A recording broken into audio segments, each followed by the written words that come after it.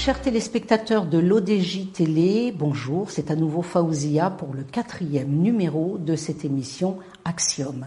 Cette émission où nous allons recevoir une femme extraordinaire, un combat de toute une vie, c'est Madame Amina Ansari, qui est la présidente fondatrice de l'association Inclusion et Insertion pour tous. Nous allons parler des personnes en situation de handicap à besoins spécifiques. Madame Ansari, bonjour. Bonjour, je vous remercie. Le plaisir est pour moi. Je vous remercie pour cette invitation, surtout avec ce sujet épineux. Très épineux. Je vous connais depuis des années. Nous avons eu l'occasion avec Maghreb Secours de faire des actions ensemble. Oui, exactement. J'ai pu voir l'étendue de votre travail, j'ai pu voir tout ce que vous faisiez. D'abord, j'aimerais avoir une précision. Il y a très longtemps, on disait des personnes handicapées. Pourquoi est-ce qu'on a changé aujourd'hui? Pourquoi des personnes en situation de handicap à besoins spécifiques? Parce que on a changé parce que le mot handicap c'est un peu gênant. Alors le mieux c'est de dire situation handicap ou bien à besoins spécifiques. Surtout qu'on peut être handicapé à une partie du temps dans sa vie et une autre partie on ne l'est plus. On n'est pas obligé d'être handicapé. Exactement. Il y a beaucoup de gens qui sortent heureusement, alhamdoulilah, exactement, du handicap. Nous aimerions, pourquoi inclusion? Qu'est-ce que reflète pour vous ce mot de inclusion et insertion? D'abord, parlez-nous un petit peu de cette association. Que fait-elle? Quel est son point fort? Alors, notre association Inclusion Insertion pour tous, c'est une association qui a été créée en 2016 par des femmes marocaines, des mères d'enfants en situation de handicap et qui ont galéré avec leurs enfants et n'ont pas trouvé de structure pour les prendre en charge. Ce qui fait, on a pensé à structurer cette association et s'occuper de nos enfants nous-mêmes. Ce qui fait, on travaille dans des écoles publiques. Pour notre association, on a deux écoles. On travaille dans 2 écoles primaires publiques et un collège. Donc vous insérez des enfants en situation de handicap qui vont étudier avec on des enfants s'occupe de leur qui sont, scolarité et une prise en charge thérapeutique, c'est-à-dire en orthophonie, psychomotricité, kiné, psychologie. Et une fois qu'ils sont pris en charge, et bien sûr, alhamdoulilah, on voit bien qu'ils changent de comportement et ils avancent petit à petit dans leur vie et on leur éduque aussi l'autonomie, qu'ils soient autonomes et qu'ils apprennent à vivre eux-mêmes. On s'occupe aussi de la guidance parentale, c'est-à-dire que on fait des formations pour les parents pour comment s'occuper de leurs enfants en dehors de l'école. Ou bien en dehors de l'association, parce que l'association, elle les prend en charge, ils leur apprennent des choses, alors quand ils sont à la maison et ils n'appliquent pas, c'est comme si l'association ne fait rien. Ce qui fait, on donne des formations aux parents pour bien s'occuper de leurs enfants en dehors de quel milieu viennent ces enfants? Bien sûr, c'est des milieux en précarité.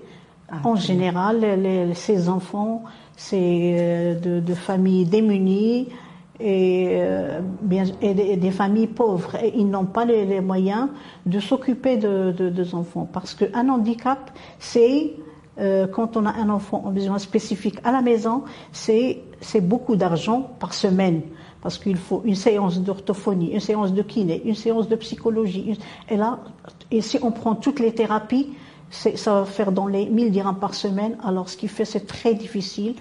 Quand on dit que l'handicap, il appauvrit, c'est vraiment il appauvrit. Est-ce que vous avez des partenaires étrangers qui vous encadrent, qui vous soutiennent? Non, malheureusement, on aimerait bien, on souhaiterait bien avoir des partenaires pour nous soutenir, parce qu'on n'en a pas. On n'a pas eu l'occasion. On fait un appel pour on n'a pas eu l'occasion d'en avoir. Nous adressons bien sûr aux téléspectateurs de l'ODJ qui se trouve au Maroc, mais qui se trouve aussi à l'étranger. Je sais qu'il y a beaucoup de téléspectateurs qui sont issus du Maroc ou qui aiment le Maroc et qui regardent cette télévision. Oui, Nous aimerions leur bien, faire un appel pas. pour essayer de trouver des partenariats Oui, pour cette association, parce que ça coûte cher de pouvoir payer tous ces gens, de faire ce travail.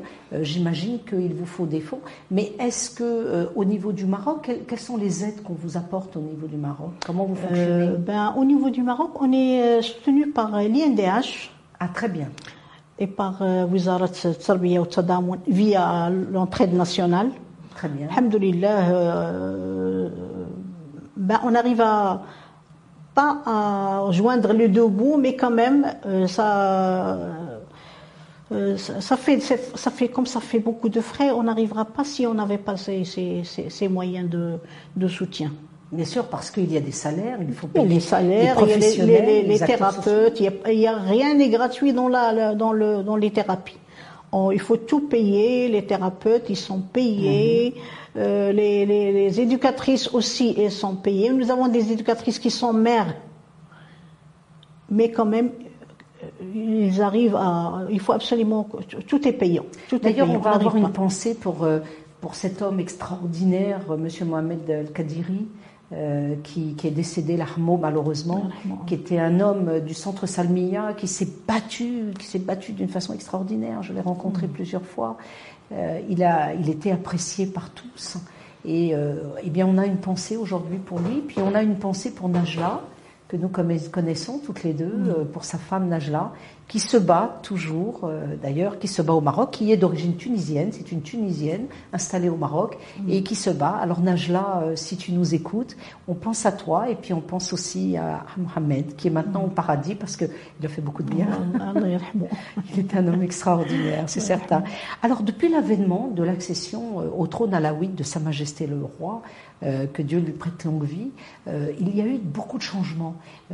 Sa Majesté s'est beaucoup investie pour les populations démunies.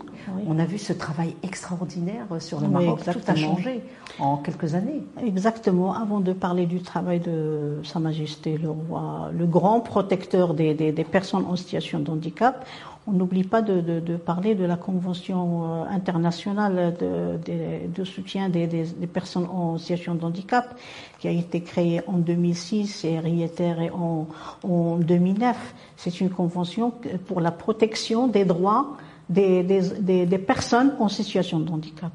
Alors, notre roi, que Dieu le glorifie, bien sûr, il a fait beaucoup de choses pour les personnes en situation de handicap, notamment la création des centres régionaux pour ces personnes, pour ces enfants en situation de handicap, notamment un centre à Salé, un centre à Casa, un centre à Oujda, un centre à Fès et un centre à Marrakech. Et bien sûr, ça va être fait à travers les grandes villes du Maroc.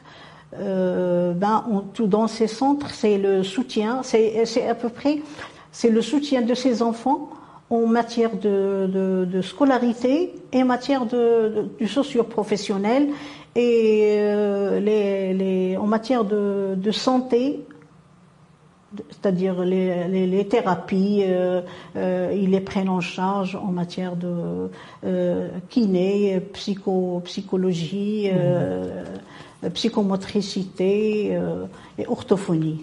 Alors, on parle de ces thérapeutes. On va essayer, lors de cette émission sur l'ODJ Télé et cette émission Axiom, Axiom est une émission qui aime aussi pouvoir apporter une certaine orientation à des jeunes qui se posent bien souvent la question de que vais-je faire dans ma vie. Alors, vous avez des métiers qui sont des métiers spécifiques pour les personnes en situation de handicap.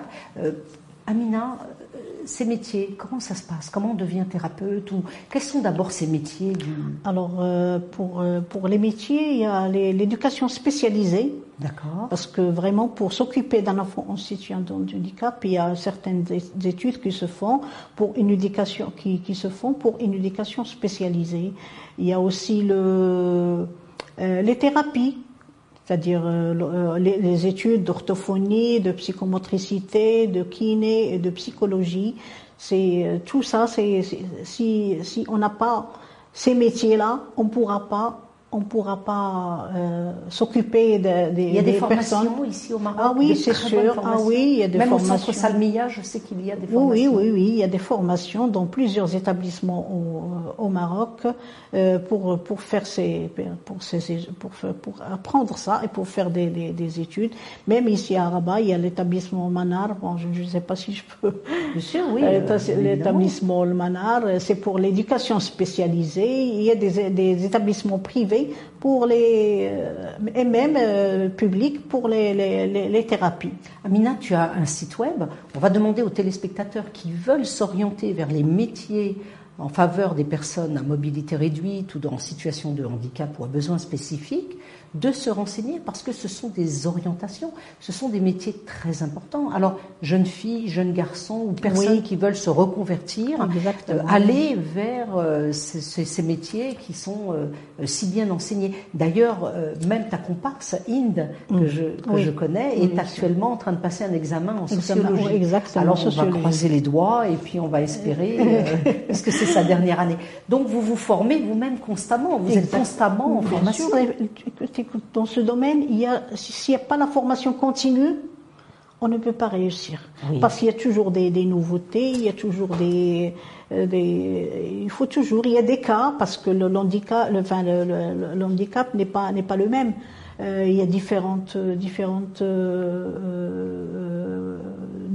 handicaps, ce qui fait il faut absolument se former, sinon on ne peut pas avancer.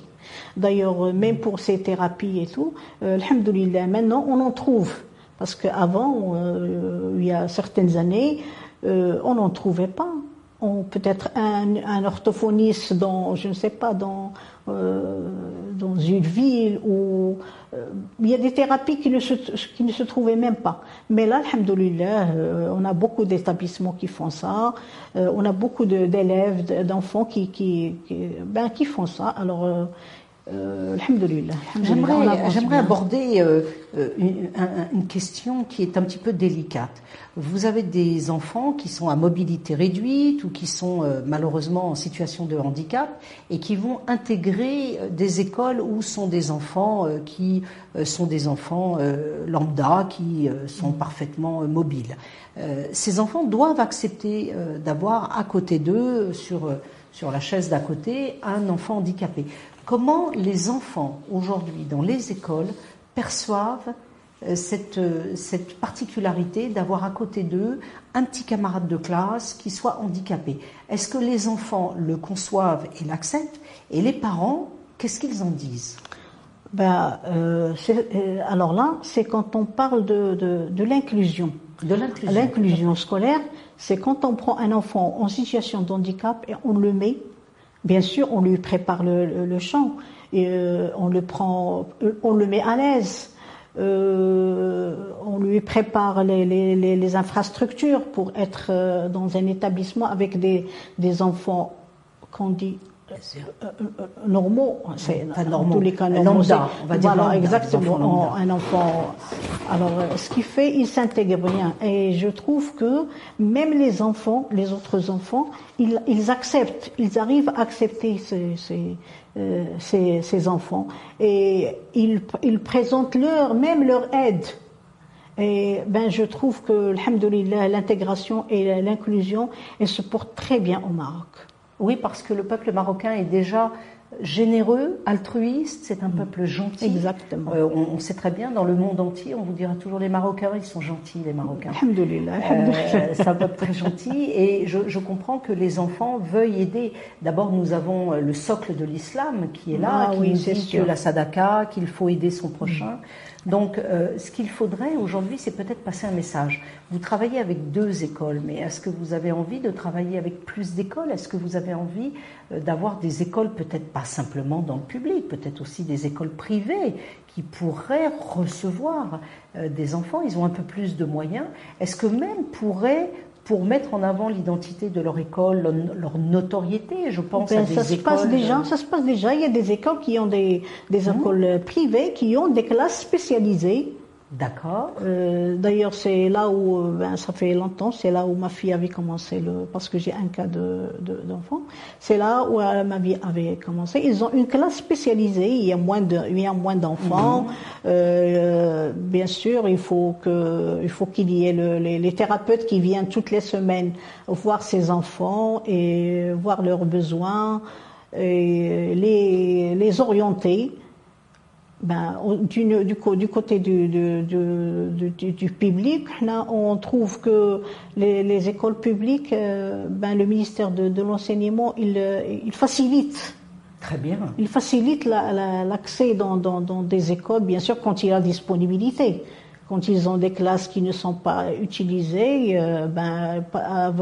volontiers, ils donnent ces classes aux associations pour les occuper. Ça va leur faire moins de charges, parce qu'on peut pas payer un loyer à une association n'a pas les moyens de payer un loyer pour s'installer.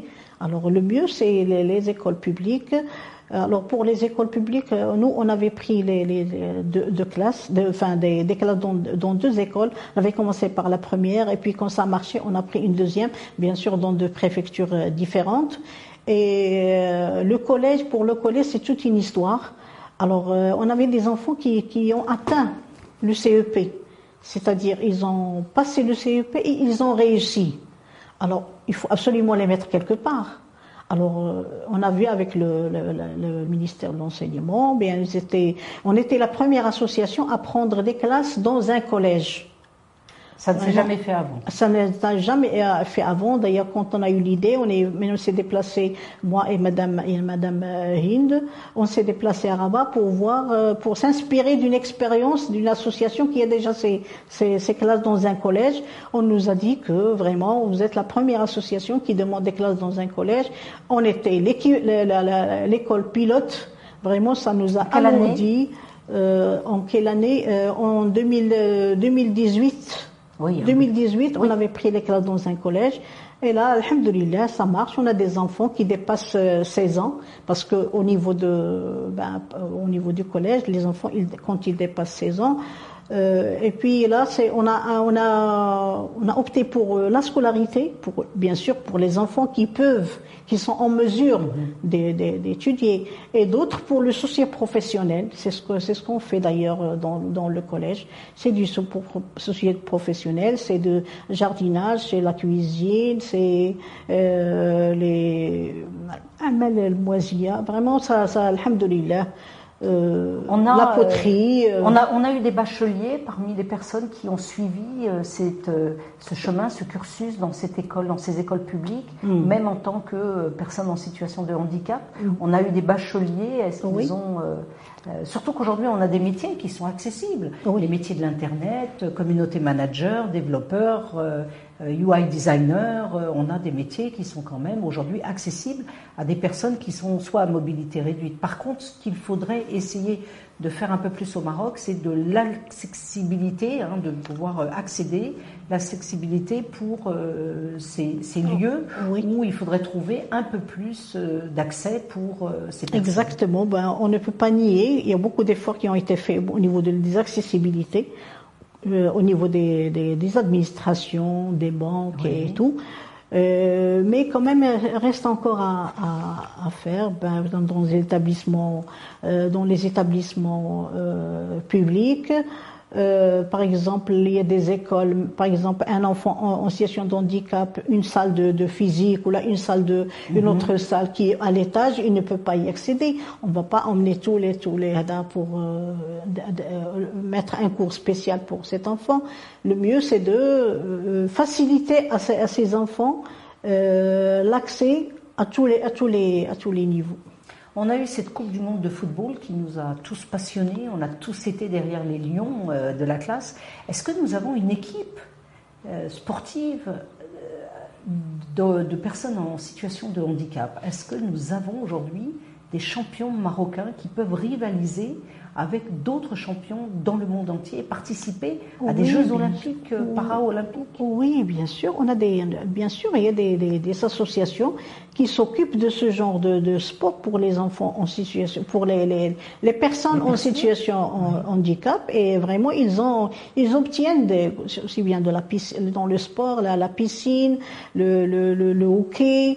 Oui, il y a beaucoup de sport. Il y a beaucoup de sport. Si on reformule, on a une association qui s'appelle Inclusion et Insertion pour tous, qui va orienter des enfants en situation de handicap vers des structures scolaires où on reçoit des enfants lambda. On n'a pas beaucoup de partenariats étrangers, mais on aimerait en avoir un peu plus. Il faut trouver des moyens pécuniaires pour pouvoir travailler. Ah oui, exactement. On aimerait bien. Vraiment, ça nous. Oui, c'est l'argent, c'est le nerf de la guerre. Hein, et ça nous aidera à donner plus et penser à autre chose. Vraiment, on a besoin de faire beaucoup de choses, mais vraiment les moyens ils sont limités. On fait un appel du pied aussi aux directeurs des établissements privés pour qu'ils puissent prendre contact avec cette association. Le site web c'est www. On a un site web. On a de toute façon, dès que vous tapez sur Google association inclusion et insertion pour tous, vous allez trouver le site web et les réseaux sociaux. On demande à ces directeurs, si possible, de prendre contact avec cette association et de proposer des programmes d'insertion pour ces enfants qui doivent rentrer et qui sont en contact. Et d'ailleurs, je pense que les écoles privées qui vont aller vers ce genre de programme vont pouvoir briller parce que c'est une participation au développement du Maroc. Exactement, oui, c'est sûr. Et Sa Majesté qui s'est tellement orientée vers l'aide aux personnes démunies et qui s'est engagée, je pense que ces directeurs d'écoles privées devraient ouvrir quelques classes, pas simplement des écoles scolaires pour jeunes enfants, mais aussi des écoles supérieures, parce qu'on n'a pas beaucoup de classes dans les écoles supérieures, alors qu'on peut former des ingénieurs. Le Maroc, aujourd'hui, même si on a une mobilité réduite, même en études supérieures, il y a des personnes en situation de handicap qui suivent leurs études dans les facultés, dans les établissements privés publics, dans les établissements privés. Alhamdoulilah, ça commence à... Mais pas simplement, Amina, pas simplement des personnes à mobilité réduite. Il faut aussi s'occuper des personnes qui ont des problèmes neurologiques et qui, par le fait d'intégrer des programmes dans ces écoles, vont se sentir épanouis. Les parents vont aussi être épanouis, les enfants, les étudiants. On pense surtout aux personnes trisomiques, par exemple, qu'il faut pouvoir intégrer, bien qu'il y ait des centres qui soient parfaitement bien gérés aujourd'hui. Il y a beaucoup de choses qui ont changé, mais il faut absolument prendre conscience qu'il y a une frange de la population. Surtout que le handicap au Maroc est encore très présent. Oui, il est très présent, oui. C'est 6,8% de la population. C'est dans les 2 millions. C'est les statistiques de 2014. De 2014. Ça doit augmenter un petit peu. Les statistiques n'ont pas été encore refaites. Mais quand même, 2014, nous sommes quand même à presque 10 ans. Exactement. Donc en 10 ans, il ne faut pas oublier non plus les accidentés de la route, les enfants qui sont accidentés, vous avez des enfants qui sont parfois accidentés dans des accidents sur l'autoroute ou ailleurs. C'est pas uniquement par naissance, ou là, ça peut être un accident qui cause un handicap. Vous savez, vous avez aussi des mamans qui sont enceintes qui ne savent pas toujours prendre soin de cet enfant et qui embrassent un petit peu tout le monde. Elles se retrouvent avec des maladies qui sont des maladies infantines et qui malheureusement peuvent donner des handicaps aux enfants. Notamment, quelles sont les maladies qu'il faut éviter quand on est enceinte? Il y a beaucoup de maladies. Il y a les varicelles, je pense qu'il y a... des scarlatines, il y a des tas de... Nous ne sommes pas médecins, mais là, il faudrait faire des recherches. Mais quand on est enceinte, il faut éviter d'embrasser tout le monde. Il faut essayer de prendre un peu ses distances. Et là, peut-être que le masque est important. Oui.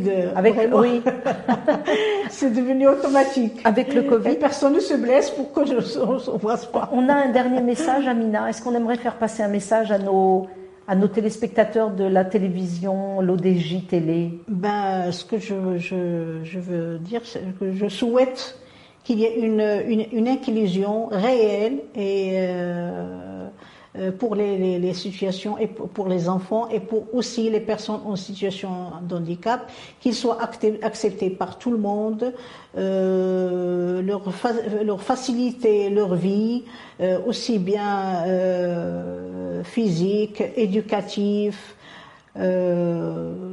J'espère, parce que quand même il y a encore à faire dans ce domaine. C'est un chemin, c'est un combat d'une vie. C'est un combat à vie. C'est un combat. C'est un combat à vie. Et donc c'est une fille que tu as. Oui. Et ça se passe bien. Alhamdulillah. Elle avance doucement, mais alhamdulillah, ça va. Elle est en première année bac cette année. Très bien, félicitations. Alhamdulillah. C'est avec beaucoup de punch et de détermination, beaucoup de détermination, beaucoup de travail. Chers téléspectateurs de cette télévision, l'ODJ Télé, qui nous a donné la possibilité de pouvoir nous exprimer sur un sujet très important. Nous étions lors de cette 4e émission avec la présidente fondatrice de l'association inclusion et insertion pour tous. On vous invite à prendre contact avec cette association. Pour ceux qui veulent travailler dans cette orientation, eh bien les métiers existent. Et puis nous espérons vous revoir lors d'une prochaine émission sur l'ODJ. Mais bien sûr, je voudrais juste remercier Madame Hind Gourmed, la présidente actuelle, pour ses efforts et pour tout ce qu'elle fait pour cette association et pour ses enfants. D'ailleurs, elle est aimée par tout le monde. Elle ne dort pas.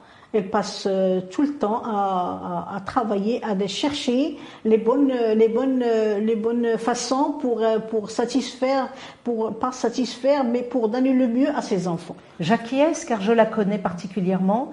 Et Hind est une personne. Hind, on pense à toi. Tu es en examen. Exact. Tu vas réussir. Tu vas nous épater. Tu auras une mention. Elle réussira, Inch'Allah, avec son bon cœur. Son bon cœur et Nia.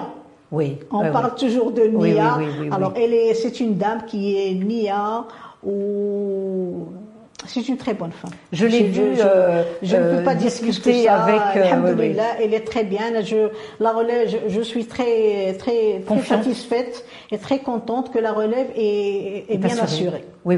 Je l'ai vue en face de personnes des autorités marocaines. Elle défendait très très bien son combat. Et d'ailleurs, je sais qu'elle est allée vous êtes allée souvent jusqu'à Laayoune.